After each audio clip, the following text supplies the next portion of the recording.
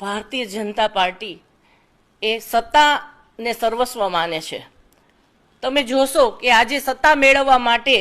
ભાજપના આગેવાનો દ્વારા સરકારી તંત્રનો અને ભારતીય જનતા પાર્ટીના ગુંડાઓનો સહારો લઈને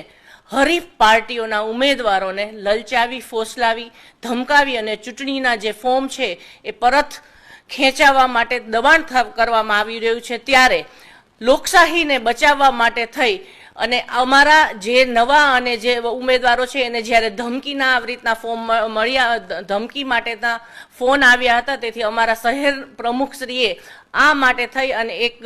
જે નવા ઉમેદવારો છે જેને ધમકી મળી છે એવા ડઝનેકથી ઉપરના જે ઉમેદવારો છે એને અજ્ઞાત સ્થળે લઈ ગયા છે અને જે 15 તારીખ જે ખેંચવાનો એટલે કે ફોર્મ ખેંચવાનો જે સમય છે ત્યાં સુધી એ લોકોને અજ્ઞાત સ્થળે લઈ ગયા છે। પણ ખાસ હું રાજકોટની જનતાને પણ કહીશ કે જે લોકો આ રીતે ડરાવી ધમકાવી અને જે શાસન કરે છે તો આવા કુશાસનને તમે પડકાર આપો અને આવા કુશાસનનો નાશ કરી અને સુશાસન જે છે એ લાવો એવી હું રાજકોટની જનતાને પણ નમ્ર અપીલ કરું છું।